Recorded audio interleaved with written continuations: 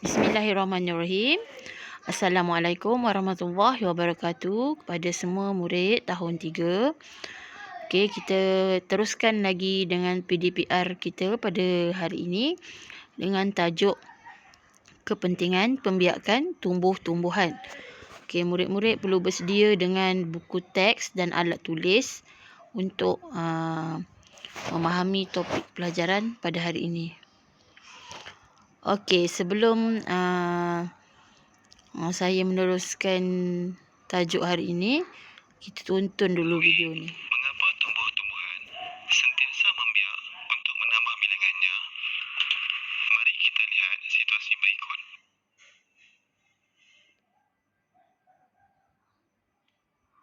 Okey, di sini dia tunjukkan pembiakan tumbuh-tumbuhan ini memberi kepentingan kepada bumi, kepada hidupan. Dia sangat penting. Okey, jadi sekiranya pembiakan tumbuhan ini tiada, apa yang akan berlaku? Okey, saya akan terangkan sebentar lagi. Okey, di sini kita tengok kepentingan pembiakan tumbuh-tumbuhan. Okey, ni buku teks, murid-murid boleh lihat. Kita baca sama-sama. Okey, tumbuh-tumbuhan sentiasa membiak untuk menambahkan bilangannya dan dapat mengekalkan spesiesnya. Mengapa? Perhatikan situasi di bawah. Okey, mengapa tumbuh-tumbuhan ini perlu membiak? Okey, untuk mengekalkan spesiesnya. Untuk apa? Kenapa dia perlu menambahkan bilangan dan mengapa dia perlu mengekalkan spesiesnya? Kenapa tumbuh-tumbuhan ni menambahkan bilangannya dan mengekalkan spesiesnya? Kenapa? Okey, kita akan tahu satu persatu. Okey. Kita beruntung kerana tumbuh-tumbuhan di sini sentiasa tumbuh semula.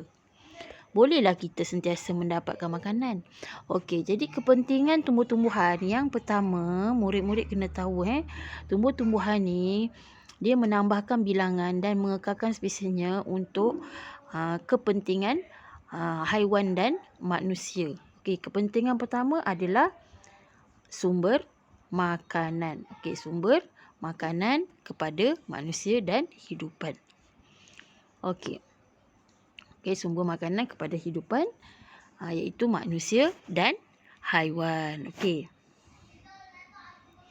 Okey, jadi sekiranya tumbuhan tidak membiak, manusia dan haiwan tiada makanan. Okey, maksudnya manusia perlukan tumbuh-tumbuhan sebagai sumber vitamin. Haiwan pula, ada haiwan yang memang makan tumbuh-tumbuhan untuk meneruskan hidup. Sekiranya tumbuhan tiada, jadi haiwan dan manusia akan terputus sumber makanan. Okey. Itu adalah kepentingan yang pertama, iaitu sebagai sumber makanan kepada manusia dan haiwan. Okey, kita tengok. Okey, di sini kita nampak burung tersebut sedang makan. Okey, jadi yang dia makan itu adalah tumbuh-tumbuhan. Okey, jadi dia memerlukan tumbuh-tumbuhan untuk makan. Okey, ini adalah contoh burung. Kalau macam manusia, kita memerlukan makanan tumbuh-tumbuhan seperti sayur-sayuran. Okey, sekiranya tiada, maknanya pembiakan tu tiada, kita akan kehilangan sumber makanan. Okey, itu yang pertama. Okey, yang kedua, okey, kita perlu kita beruntung kerana tumbuh-tumbuhan di sini sentiasa tumbuh semula. Bolehlah kita sentiasa okey, ni yang tadi dah okey, yang ni. Habitat kita di sini telah musnah. Okey, ini adalah situasi kedua. Yang tadi situasi pertama, sumber makanan. Okey, situasi kedua, habitat kita di sini telah musnah. Nasib baiklah pokok-pokok di hutan sebelah masih ada dan sentiasa tumbuh. Dapatlah kita berlindung di sana. Okey, kita tengok gambar monyet ni, sedih. Kenapa? Okey, monyet ni sedih, sayu hati. Keadaan di kawasan ni, kita tengok keadaan di kawasan ni dengan pokok-pokok yang telah ditebang. Okey, dia tiada tempat perlindungan. Okey, jadi sekiranya tumbuhan tiada, manusia menebang pokok-pokok dan tidak ditanam semula dan tumbuh-tumbuhan tidak membiak, dia akan berlaku kehilangan tempat perlindungan haiwan. Okey, haiwan dia tinggal dekat mana? Dekat hutan. Okey, jadi kat hutan tu banyak tumbuh-tumbuhan. Bila tumbuh-tumbuhan tak ada, tempat perlindungan atau habitat haiwan akan tiadalah. Okey, jadi itu salah satu kepentingan. Kepentingannya adalah sebagai tempat perlindungan atau habitat haiwan. Okey, kita tengok burung ni. Okey. Ni contoh tempat tinggal monyet. Okey, tempat tinggal haiwan-haiwan burung. Dia tinggal dekat kawasan-kawasan tumbuh-tumbuhan. Okey, jadi tumbuh-tumbuhan ni memang diperlukan untuk sebagai tempat perlindungan dia. Contoh monyet. Okay, kita tengok. Monyet tu dia duduk atas pokok. Kalau pokok tiada, apa yang jadi? Okey, jadi haiwan-haiwan ni tiada tempat perlindungan dah. Dan semakin lama dia akan mati. Okey, jadi dapat memberi kesan yang besar sekiranya tumbuhan ini tidak membiak. Okey. Okey, situasi yang ketiga. Kita tengok. Okey, wah, segarnya udara di sini. Tentulah kerana saya dan kawan-kawan saya sentiasa ada untuk membekalkan oksigen kepada kamu. Okey, oksigen. Situasi ketiga, membekalkan oksigen. Okey, kepentingan pembiakan tumbuhan. Yang ketiga adalah membekalkan oksigen kepada manusia dan haiwan. Okey, kita sendiri tahu oksigen itu adalah daripada tumbuhan. Tumbuh-tumbuhan akan membebaskan oksigen. Okey, dia membebaskan oksigen dalam proses membuat makanannya sendiri, iaitu proses fotosintesis. Kiranya tumbuh-tumbuhan tiada, kita akan kekurangan oksigen dan berlakunya keadaan suhu bumi yang panas. Okey, bila tiada tumbuh-tumbuhan akan berlaku suhu kepanasan. Okey, jadi bila berlaku kepanasan, kita akan suasana bumi ni akan panas. Okey. Okay, jadi dia membekalkan oksigen. Okey, kita tengok video ni.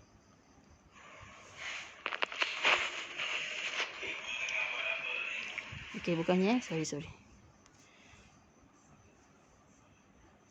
Okey, yang ni. Okey, ini adalah oksigen yang ada dalam hutan. Kita akan rasa sejuk bila kita berada di dalam hutan. Kenapa? Kerana oksigen sangat banyak dalam kawasan tumbuh-tumbuhan. Okay, tumbuh-tumbuhan dia membebaskan oksigen. Jadi kita akan rasa segar, nyaman. Kuda ni kita nampak oksigen yang berlaku pada pernafasan kuda tu. Macam ada asap kan. Jadi itu adalah oksigen semula jadi daripada tumbuh-tumbuhan. Jadi oksigen ni sangat penting kepada manusia dan haiwan untuk bernafas. Jadi tumbuh-tumbuhan ini membekalkan sumber oksigen kepada manusia dan haiwan. Okey, yang keempat, kita tengok yang keempat. Okey, kami diperbuat daripada kayu. Mujurlah pokok-pokok di hutan masih membiak untuk membekalkan sumber kayu. Okey, selain daripada sumber makanan, tempat tinggal, sumber oksigen. Yang keempat, tumbuhan ni membiak untuk sebagai sumber penghasilan perabot dan binaan. Maksud saya, tumbuh-tumbuhan ini kita perlukan untuk membuat perabot. Okey, membuat perabot. Contohnya kerusi, meja yang dibuat daripada kayu. Kita perlukan sumber kayu untuk membuat perabot. Jadi kalau tumbuhan tak ada, kita nak buat perabot menggunakan apa? Tiada bahan yang lebih tahan lah. Kayu sangat, kalau kita guna dia sangat tahan. Okey, jadi situasi keempat, kepentingan pembiakan tumbuhan adalah untuk membekalkan sumber kayu kepada manusia lah untuk membuat perabot. Okey, dan binaan. Okey, jadi kita kena tahu ini yang keempat. Okey, kita tengok. Daripada ni kita akan dapat menghasilkan perabot-perabot seperti almari, okey, kerusi, meja, katil, okey, daripada kayu. Okey. Jadi ini adalah sumber-sumber yang daripada tumbuh-tumbuhan. Okey, jadi kesimpulan di sini, apa yang akan berlaku sekiranya tumbuh-tumbuhan tidak membiak? Okey, kalau tumbuh-tumbuhan ni tak membiak, apa yang berlaku? Okey, hidupan haiwan akan kehilangan tempat pelindung yang pertama. Yang kedua, kalau tumbuhan tak ada, apa yang berlaku? Hidupan di bumi akan kekurangan oksigen dan suhu bumi akan menjadi panas. Okey, yang ketiga, tiada sumber kayu lah. Kalau tumbuhan tak ada, sumber kayu pun tiada untuk membuat perabot. Okey. Dan yang terakhir iaitu yang keempat, hidupan seperti manusia dan haiwan tiada sumber makanan lah dan akan mati. Okey, kalau tiada tumbuh-tumbuhan. Jadi itulah kepentingan tumbuh-tumbuhan kepada haiwan dan manusia, okey, dalam muka bumi ini. Jadi kita perlu perlu ada pembiakan tumbuh-tumbuhan untuk kepentingan manusia dan haiwan. Okey, jadi kesimpulannya di sini, murid-murid kena tahu pembiakan tumbuhan itu sangat penting kepada hidupan untuk pertama mengekalkan mengekalkan sumber makanan, habitat, bekalan oksigen dan sumber kayu agar sentiasa ada. Okey, jadi itu adalah kepentingan pembiakan tumbuh-tumbuhan. Okey. Cikgu harap murid-murid faham. Murid-murid faham pelajaran hari ini. Selepas ini cikgu akan memberi tugasan, iaitu cikgu akan memberikan latihan kepada murid-murid.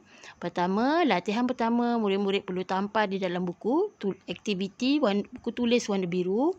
Dan latihan yang kedua, murid-murid perlu membuat buku aktiviti sains yang ada pada murid-murid. Okey, jadi nanti cikgu akan beritahu muka surat berapa dan lembaran yang perlu murid-murid buat dan tampal di dalam buku tulis. Okey, saya harap murid-murid faham apa pelajaran kita pada hari ini. Kita berjumpa lagi pada minggu hadapan dengan topik yang lain. Sekian, terima kasih. Assalamualaikum warahmatullahi wabarakatuh.